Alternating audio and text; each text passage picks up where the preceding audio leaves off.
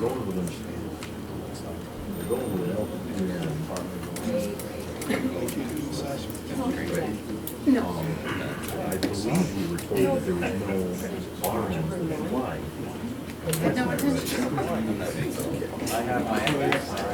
I mean, if it were a meeting for us, we're gonna think it's so busy already this week, and I probably would have gone, but I've got some stuff.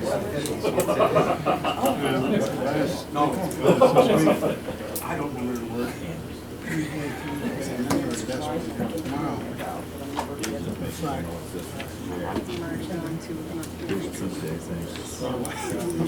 It's early in the week, I know, it's still not all right. Hold on. But anyway, she has a friend, she said,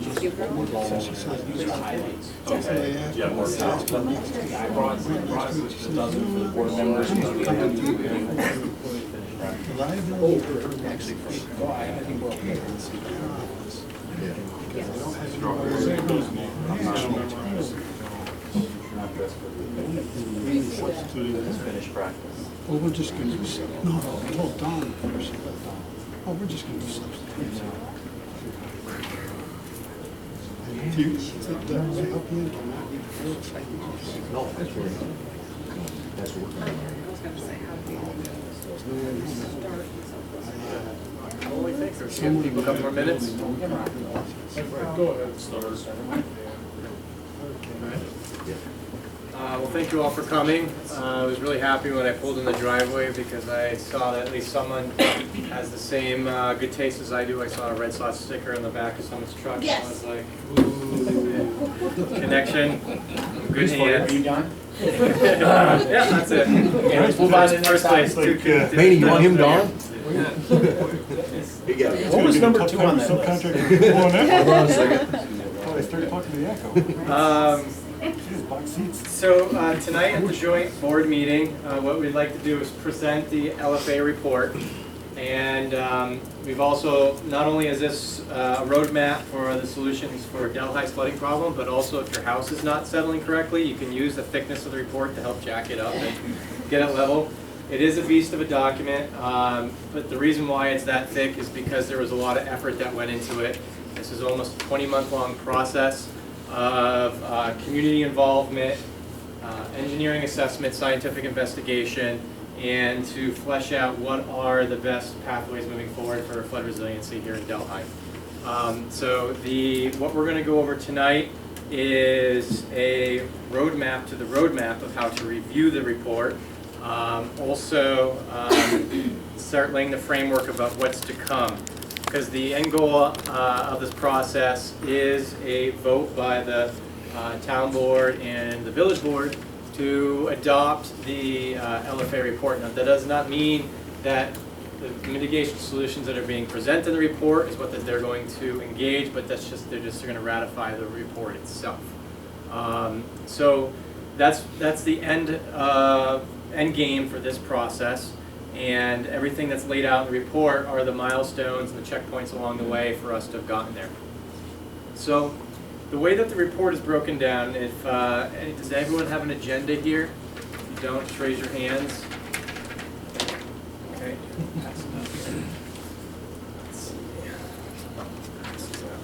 So the first third of the report is a summation of the existing data that was collected and the analysis of that data in terms of helping us understand the flooding problems. Anybody else need an agenda? Anything change? What's that? Anything change from what was sent out? It's been modified a little bit, yeah. Yeah. Oh yeah. With the agenda? Yeah, because I had it. Okay. Thanks. Yep. And so that first third, probably the first pages 1 through 50, are really a good background information if you're curious about the watershed in Delhi, some of the causes of flooding, water depths at different flood intervals. If you're having trouble sleeping at night, it's a great remedy to fix that. We did try to make it as engaging as possible for the community because our target audience was community members. So we really translated some highly technical language into easy to read information, and we presented it that way.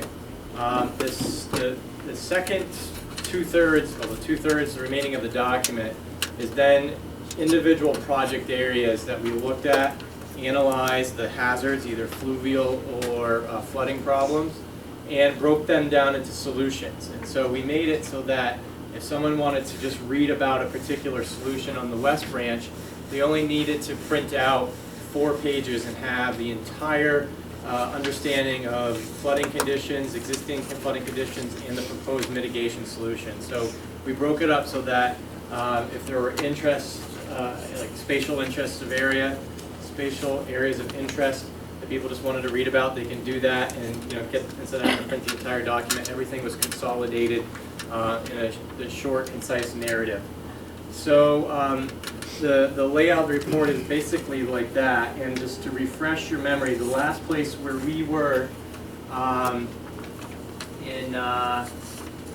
we last met as a joint board is we were going over the approaches to the mitigation solutions and what we were identifying for problems and for their potential solutions.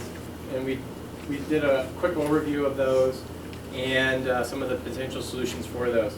Now, this is basically our draft final product of what we're presenting. In terms of solutions, what kind of benefit we can get from them, what is the cost of those solutions, and we do what's called a cost-benefit analysis. It's a software program put out by FEMA, which is their backbone of judging flood mitigation projects and their efficacy.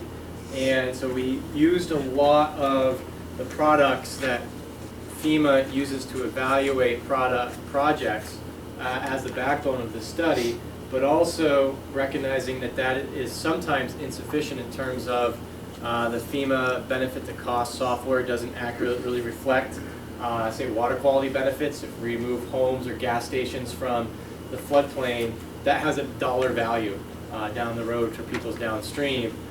That was a limiting factor of the FEMA benefit to cost analysis software, and so we added those those other metrics into our prioritization matrix model, which we'll talk about in a second. And we ran all the mitigations through that, solutions through that priority matrix. So those are things we're going to get to down here on the road, and I'd like to spend some time on those when we get there. As a refresher, we were tasked with looking at several areas within here, 1, 2, 3, 4, 5 areas in the village and town of Delhi. Starting from upstream to downstream was the Elk Creek study area. You won't find this in your handout. I added this in just as a point of reference here. Then the second area is the West Branch itself, which basically starts about a quarter mile upstream of the Legion ball fields and runs all the way downstream of the confluence of the Little Delaware. The third area was the Little Delaware River itself by the golf course and up about a quarter or a third of a mile. And then the fourth area was down in Plattner Brook, and in particular where Plattner Brook comes down and it starts to approach Highway 10 and the West Branch River. And up here in Steel Brook, where it basically starts up along the flats and then goes down through the tight valley, and daylight's pretty close to Highway 10, and then all the way to the confluence of the river.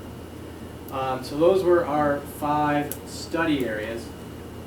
And how I just want to go through this tonight is basically pick out some highlights of the text and talk about what they mean in terms of existing conditions. And then when the board members dive into the project, the report itself, so they can review all of our flood mitigation solutions. So this is a figure that shows water depth over first floor elevations. Now, first floor elevations is a term that FEMA uses. Typically, it's where the first habitable floor elevation is in buildings. So that could be a basement if it's finished. It could be a slab of a supermarket, for example. So those are first floor elevations. And what this figure shows is at the 100-year flood event, which buildings in Delhi are have their first floor elevations underwater. And this is a telling photo exhibit because it could pinpoint where, and you can't really see it too well up on the exhibit, but you probably can see it better in your handouts, that these here are all flags which represent private residences, and those do not have any water over their first floor elevation. Now that is not to say that they don't get damaged in the water in a flood event at the 100-year. They may have a crawl space, or they may have an unfinished basement where, in particular, the latter having utilities in there that could get wet and damaged. So this exhibit doesn't necessarily capture all of the damage that's caused by a 100-year flood event, but it does paint the picture of when we use this information and put it in the FEMA software. FEMA usually looks at first floor elevations when assigning damage, and there is some other ancillary information that we can use to get some damage out of that dollar value. But here you can see at the 100-year event where your main concentration of buildings are that have water depth over the first floor elevation. In red here, there's greater than 4 feet over the first floor elevation. In yellow, it's 2 to 4 feet up through here. And then green, it's a ½ foot to 2 feet. And pretty much everything is concentrated between upstream of Kingston Bridge all the way up to Page Ave through there. Things to note in here is also this black line and the blue line. Those relate to the boundaries of the 100-year event, which is the 1%. 1% being that in any given year, you could have a 100-year flood, a 1 in 100 chance. And then the black line is the 500-year boundary, which is the 500-year flood extents. So what is of note is that there is a whole slug of buildings that are outside of the West Branch floodplain, but are still in the special flood hazard zone here. So this blue line right through here, this is Elm Street, this is Steel Brook that comes through here. There's a whole slug of buildings that are still within the special flood hazard area, which is a FEMA, it's a FEMA term that describes, that's the flood insurance rates for buildings that are in or outside of a flood zone. So the SFHA, Special Flood Hazard Area, these buildings are all within, but they're not in there because of the West Branch overbank flooding. They're in the Special Flood Hazard Area because of overbank flooding from Steel Brook, which we'll get to in a second. In the report, we go a step further than just analyzing water depth over first floor elevation. We also look at water depth over the adjacent ground to the building, and we use that as a surrogate for damage to buildings with unfinished basements or pretty much unfinished basements through there, because utilities could be damaged. There's also sources of water quality problems, so if paints or chemicals or anything like that are stored in unfinished basements, they can get wet. So in the report we talk about water quality, pollution sources that are mitigated, and that's how we looked at that. We looked at water depth over the nearest adjacent ground. So next is the prioritization, the presentation of mitigation solutions in the West Branch. So this is basically one of the biggest takeaway messages from the West Branch, where we looked at 7 different solutions, and with the goal of reducing damage within the village and the town from floodwaters. And here, we organized it a plan number. We gave it a plan ID, which relates back to previous meetings that we talked about that particular solution. There's a bit of a description here of those mitigation solutions. And then it also goes into, did we actually look at it using a hydraulic model? And a hydraulic model is a software program that performs a series of calculations to calculate water depth and water velocity. And all of these through here were put in that model to take a look at how much benefit could we get from these particular mitigation plans. So if we were to see that, say, we'll just pick on plan number 1 here, and we performed the hydraulic model, and the benefits that we saw from the hydraulic model, just like the drop in water surface elevations, were 2 thumbs up. We then moved on to a benefit to cost analysis, which is that FEMA software program that spits out a number saying, okay, it's going to cost you X amount of dollars to build this project, in this case removing the burn unit, the price chopper, and then you get Y amount of dollars from that project in terms of flood damage prevented. And that's the heart of the benefit to cost analysis. That's a pretty time-honored metric that FEMA uses to evaluate efficacy of flood mitigation projects. And as I said before, it's not the end-all, be-all number. In the next page, we'll talk to you about what that is, how we added on to that in order to prioritize our mitigation solutions. So basically, you can see we ran through 7 different iterations of this on the West Branch and moved 3 of them through a full benefit to cost analysis, analyzing how much dollar damage is saved for each one. And so in order to get that number, we looked at all the homes and businesses within the floodplain. And the numbers in the report, I don't have the top of my head, but I think there was something like 65 or 70 buildings within the special flood hazard area in the village or town of Delhi. And so we looked at flood damage prevention on every single one of those. That's how we got to that particular number there. So, and at the end, when we get to the summary table, that BCA number you'll see pop up again. Any questions so far on the West Branch? Existing conditions or mitigation solutions as presented? Because if we were to go through each one of those tonight, we would be here till about 10 o'clock. So this is just kind of setting a stage of how to review the report, how to go through it with the intent of collecting any feedback. You can email me the feedback. I'll assemble all those comments together and then send them out, address them and send them out. So any comments so far on the West Branch or the approach to the LFA? Okay.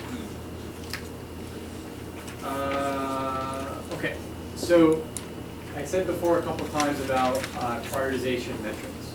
And so you can see in this table here that the benefit to cost ratio is the first row. And there are many, many rows after that. And we found pretty quickly, especially in some of our previous LFAs, that benefit to cost analysis alone is not a good metric for towns in the Catskills to hang their hats on for the efficacy of the program, of the projects. Because traditionally they get very poor results because of property values, construction costs, etc.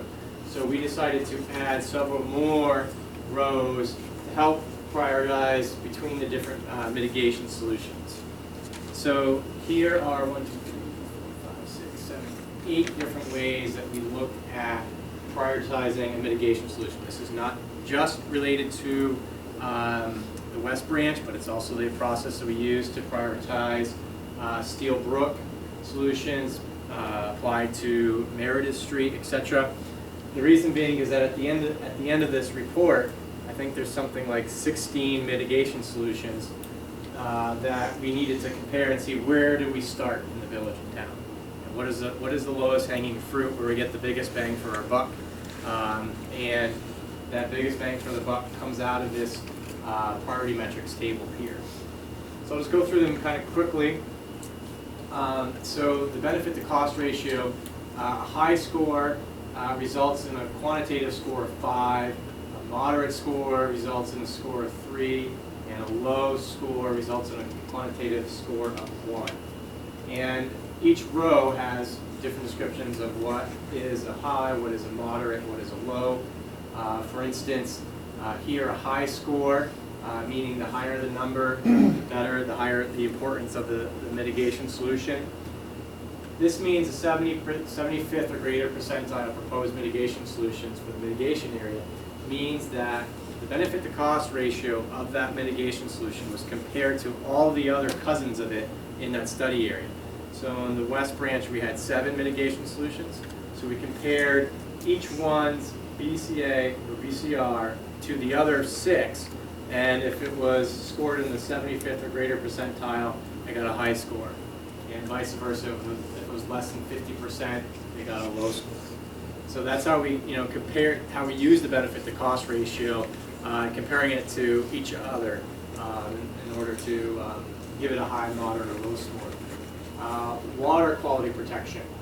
So there are several sources of water quality pollution sources in the study area, whether they be unfinished basements that may contain chemicals, commercial car garages, county DPW facilities.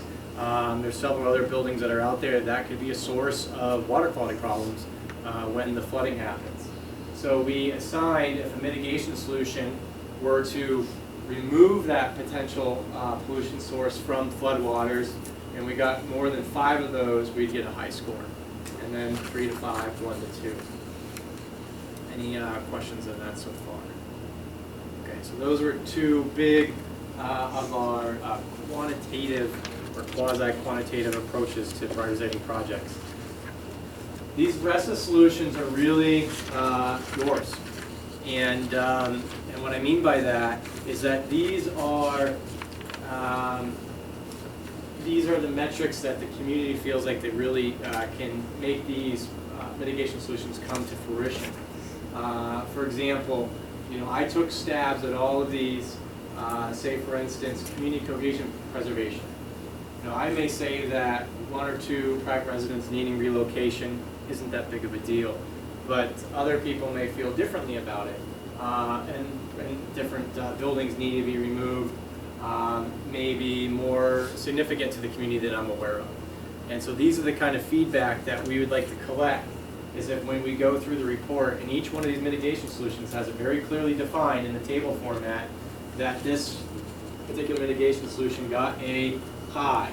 And you may disagree with that assignment because of, you know the area better than I do. And those are the kind of comments we'll collect from you and then make adjustments for the final report. So this is like one of the last toll booths or check booths that we have with the community, the town board, and the flood commission to really weigh in on is this potential mitigation solution viable in the community or not.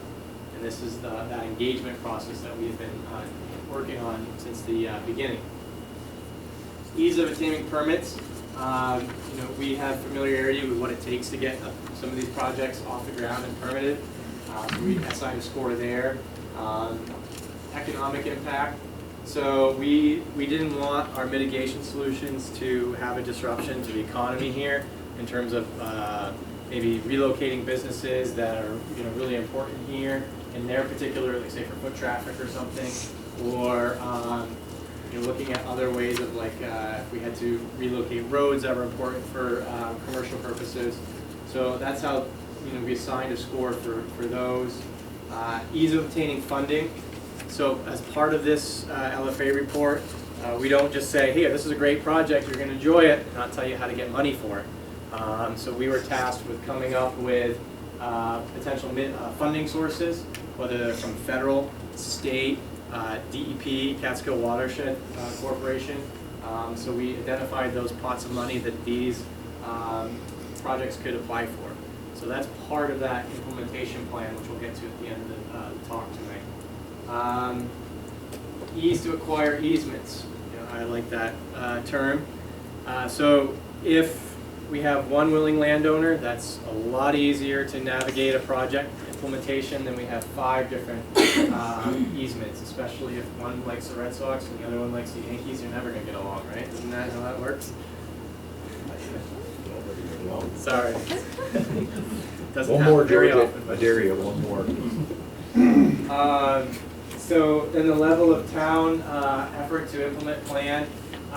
So again, like if the town is required or the village is required to do a lot of negotiations on easements, look at operation and maintenance costs, look at being able to permit holders, all of that stuff. If that's all effort that's required by the municipality to be the champion of the project. And so we scored it based on that because people are working hard enough as it is, and to expect some other additional burden on them isn't, we want to note that through there. So those are these things have been vetted through 2 rounds of the Flood Commission, and now we're presenting that to the boards to get their feedback as well, just on the actual priority metric table itself, and then how we applied it and scored all the mitigation solutions. Any questions on that so far? Okay,